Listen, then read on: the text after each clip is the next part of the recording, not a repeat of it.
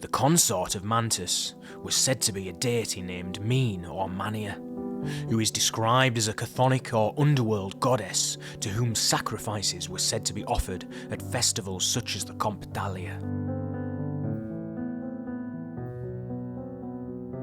Mania is sometimes described as the mother of the manes or lares, who are sometimes described as the deified souls of the departed. The manes are described as being connected to places of burial, while alares were said to be divinities which presided over the private house and hearth, as well as fulfilling roles as the protective spirits of cities.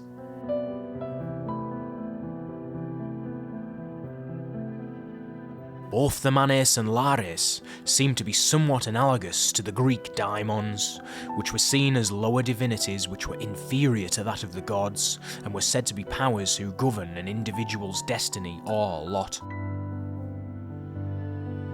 Daimons are also sometimes described as the departed souls of heroes which acted as tutelar deities, or the personified genius of a person or family.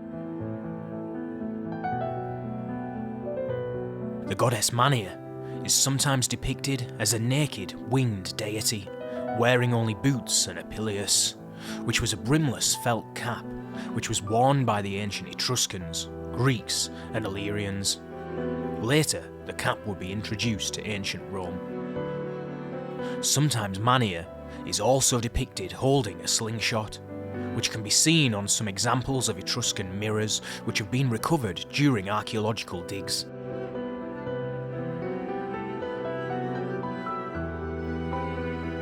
In Tuscan folklore, we find Mania preserved as Mania della Notte, or Mania of the Night. Here is what Charles Leyland has to say on Mania in his book, Etruscan Roman Remains in Popular Tradition. In this particular passage, he is citing Ottfried Müller, who was a 19th century professor of classical studies. Quote, "The real god of the world below among the Tuscans or Tusker," writes Ottfried Müller, "was called Mantus, who was therefore compared with Dis Pater. In Etruscan histories, the name of Mantua was derived from him. With him was worshipped a goddess of the lower realms, the Mania. This was a truly Etruscan divinity. To the strange and terrible gods to whom the Tuscan Libri Fatales gave human sacrifices belong Mantus and Mania. Terrible to the old Italians seemed Mania, who is inseparable from the Tuscan faith of the Lares, being allied to the Manes. She was an awful divinity to whom, under Tarquinius Superbus, boys were offered. Her fearful image, afterwards a child's toy, was in early times hung on doors to avert contamination. This Mania was the mother or grandmother of the Manes, also the mother of the Lares. Müller indulges in much speculation as to this Chthonic goddess or deity of darkness. And she still lives in Tuscany, and is called Mania della Notte, or Mania of the Night, but regarded simply as the nightmare and succuba, and as a mysterious nocturnal spirit inspiring wanton dreams." End quote.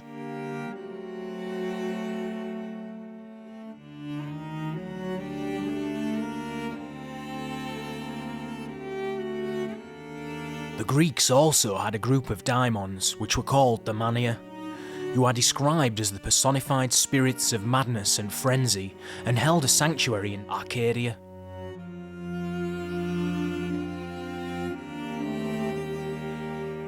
The Greek geographer Pausanias, writing in the 2nd century AD, says he considers the Mania to be the same as the Eumenides or Furies. Quote, "Near Megapolis in Arcadia is a sanctuary of goddesses. They call the goddesses themselves, as well as the district around the sanctuary, Mania. In my view, this is a surname of the Eumenides. In fact, they say that it was here that madness overtook Orestes as punishment for shedding his mother's blood. Not far from the sanctuary is a mound of earth of no great size, surmounted by a finger made of stone. The name, indeed, of the mound is the tomb of the finger. Here it is said Orestes, on losing his wits, bit off one finger of one of his hands in his driven madness. There is also another sanctuary called Ake, meaning remedies, because in it Orestes was cured of his malady. Near to the place called Ake is another sanctuary called Lacuna, because here Orestes cut off his hair on coming to his senses. Here too is a sanctuary of the Eumenides. The story is that when these goddesses were about to put Orestes out of his mind, they appeared to him black. But when he had bitten off his finger, they seemed again to be white, and he recovered his senses at the sight. So he offered a sin offering to the black goddesses to avert their wrath, while to the white deities he sacrificed a thank offering. End quote.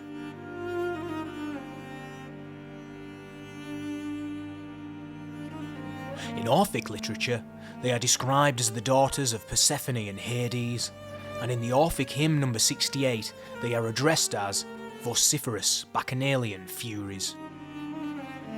Quote, "Vociferous bacchanalian furies, hear! Ye I invoke, dread powers whom all revere. Nightly, profound, in secret who retire. Tisiphone, Alecto, and Megara dire. Deep in a cavern merged, involved in night. Near where Styx flows impervious to the sight. Ever attendant on mysterious rites, furious and fierce, whom fate's dread law delights.